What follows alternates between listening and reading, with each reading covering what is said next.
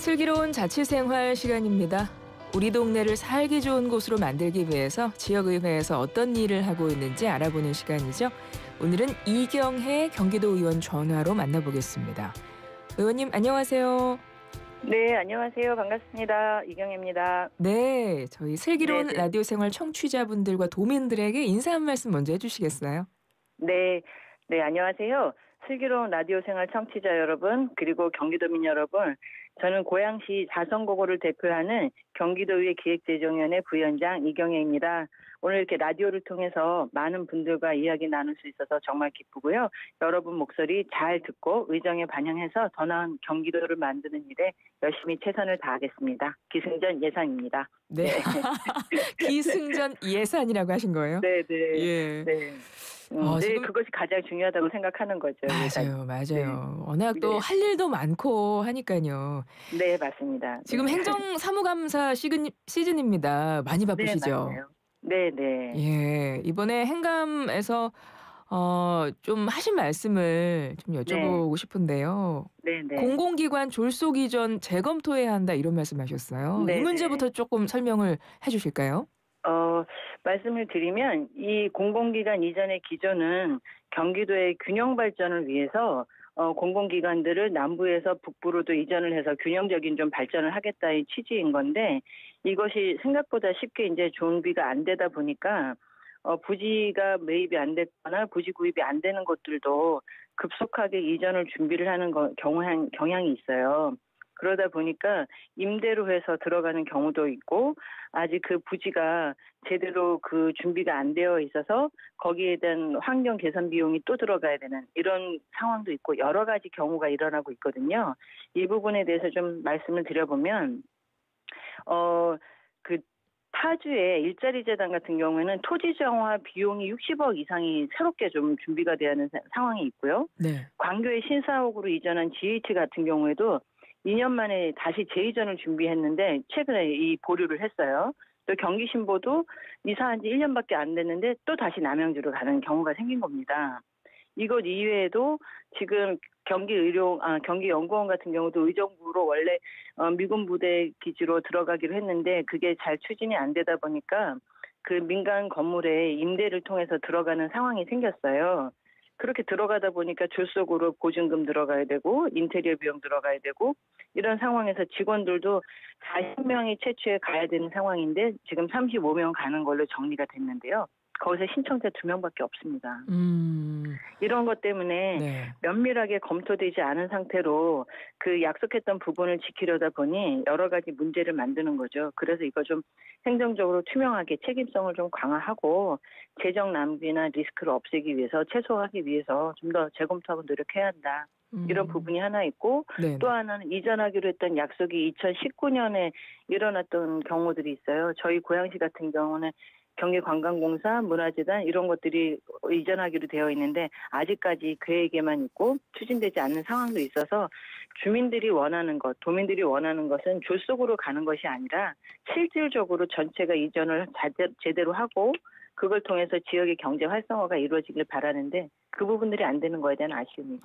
전면 재검토를 요청한 겁니다. 예. 네. 정말 자세히 설명을 해주셨는데요. 네. 보통 이런 기관 이전한다는 게 사실 쉬운 일이 아니잖아요. 그렇죠. 그리고 말씀하셨지만 상당한 재정이 투입돼야 되는 네, 그것이 이제 맞습니다. 도민의 혈세로부터 나오는 것이고 네, 그러다 네. 보니까 면밀히 검토해야 한다 이런 말씀이시고 실제로 네. 지역 균형 발전을 위해서 이렇게 네. 큰 비용을 들여서 기관 이전을 하는 건데 실제로 그것이 효용성이 있느냐, 실효성이 네. 있느냐 이제 이 부분에 대해서 좀 의문을 갖고 계신다는 거죠. 네. 그렇습니다.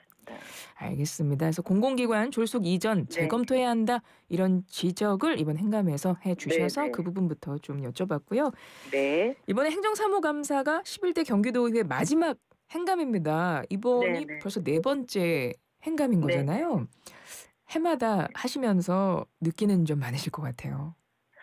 저는 실제로 초선이어서 그 처음에 들어왔던 해 행정감사를 너무너무 설레이는 마음으로 했어요. 예, 그게 언제시였어요? 22년이죠. 22년에. 네. 예. 아. 22년에 첫 행정감사를 할 때 밤을 새면서 준비를 하고 그것들의 문제들을 지적을 했었던 시간들이 있는데 벌써 그것이 22년, 23년, 4년 차에 들어온 거예요. 네. 네, 4년의 행감을 했는데 하면서 계속해서 느껴지는 것은 이 행감을 통해서 변화된 게 있을까? 이런 것이 굉장히 답답하게 느껴지는 부분이에요. 네, 도의원으로서 이제 집행부를 견제하고 문제를 제기하는 그렇게 할 수 있는 기회가 있기 때문에 그 부분에 대한 여러 가지 이야기를 드리는 건데 이게 생각보다 변화가 많지 않다. 어떤 상황에서는 벽까지 느낀다는 생각이 들어요. 제가 이제 이번 행감에서는 벽을 만들어서 보여드릴 정도로 우리가 소통이 안 되고 서로 간에 화합이 되는 일들을 진행 못하고 있는 것 같다. 이런 얘기를 했었는데요. 예. 그게 다음에 제가 또 다시 올 수 있는 기회가 있을지는 모르겠지만 다시 왔을 때도 이런 일이 생기지 않게 좀 벽을 허물고 소통이 잘 되면 좋겠다. 그래서 행정에 함께하는 그런 일들이 좀 됐으면 좋겠다. 이런 아쉬움이 좀 있습니다. 네. 초선 때 첫 행감에서 막 설레했다고 하셨잖아요. 네네. 그러면 지금 그 설렘이 많이 없어지셨어요? 여전히 저희 해야 할 일은 그 행감을 통해서 집행부를 견제하는 일이 하나의 저의 역할이기 때문에 그 설렘보다는 막중한 책임감이 더 많아진 것 같다는 생각이 들고요. 그러네요. 설레었을 때는 잘 해결되겠지라는 설렘이 있었는데 지금은 안 되는 막힘을 통해서도 제가 해야 할 일들을 꾸준히 개선해 나가야 한다는 거에 대한 막중함이 더 크다라고 지금 봐지는 거죠. 이제는 네. 막중함이 더 커졌다 이런 말씀이시고. 네. 경기도하고 소통 부분에 많이 아쉬운 점을 갖고 계시네요. 그죠? 네, 맞습니다. 근데 그렇게 네. 소통이 잘 안 되는 이유는 뭐라고 보세요? 글쎄요, 그게 어디서부터 비롯된 건지 저는 사실 요즘 굉장히 그 부분에 대한 고민이 많거든요. 예. 사실은 제가 이 여러 가지 문제를 제기하면서도 제가 요청했던 일들이 이루어지지 않으면서 어디에서부터 시작된 벽일까? 이게 집행부에서의 일일까? 아니면 지사님의 문제일까? 지사님을 보좌하는 기관들의 문제일까? 여러 가지 고민이 있는데 사실 아직 잘 모르겠습니다. 예. 앞서 네. 말씀하실 때에서 벽이 네네. 느껴질 정도였다라고 하시면서 이렇게 말씀하셨던 네네. 것 같아요. 행감에 벽을 만들어서 가져갔다. 맞나요? 네. 제가 제대로 들은 거 네, 맞아요? 네, 맞습니다. 네. 무슨 말씀인 거예요? 그러니까 제가 그 보이지 않는 벽을 좀 허물자는 상황에서 그런 마음으로 퍼포먼스로 제가 판넬로 벽을 만들었어요. 예. 그 벽지를 이제 그 벽 모양의 그 디자인이 있는 벽을 갖고 앞에 판넬을 세워서 이 벽을 좀 허물었으면 좋겠다 이런 이야기를 좀 했었죠. 네. 좀 그 이후에 조금 변화가 네. 보이세요? 그렇게 돼야 되겠죠?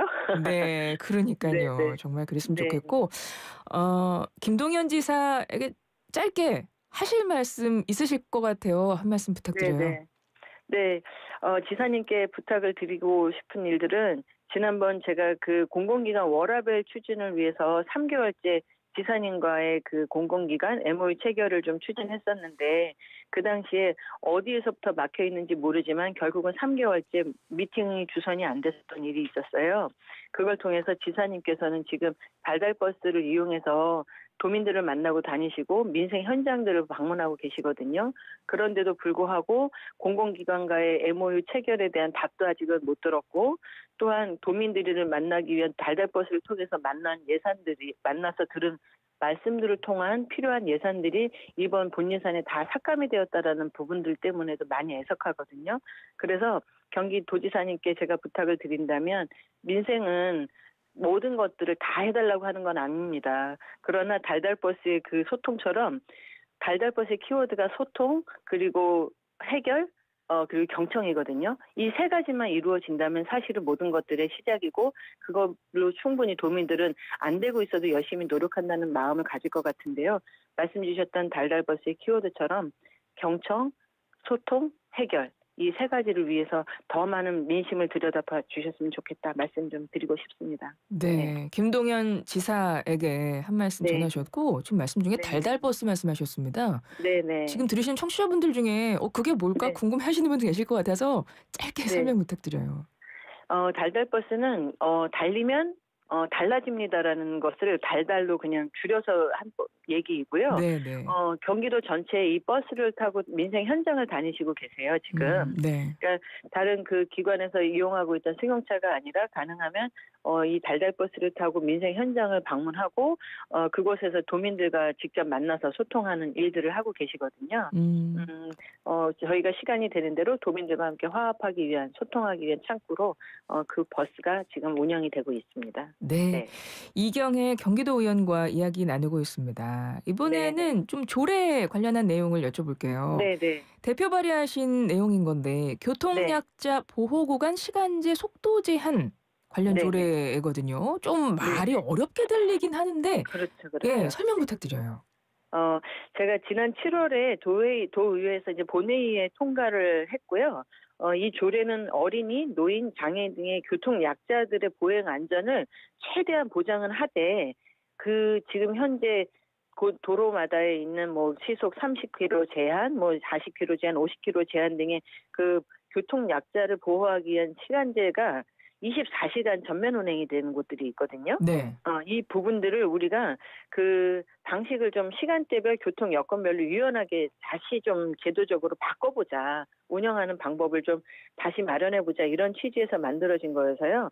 이를테면 어린이 보호구역 학교가 있는 근처들이죠. 네. 여기에는 제한 속도가 30km 정도로 거의 맞춰져 있는데 학교에 등하교하는 시간 외에는 그리고 주말에는 아이들이 학교 등하교가 없잖아요. 이런 시간들은 오히려 이것들을 좀 더 유연하게 대체해서 속도를 조금 바꿔보자. 이런 취지의 말씀인 거예요. 네. 이게 네. 지금 최근에 가결되지 네. 않았나요?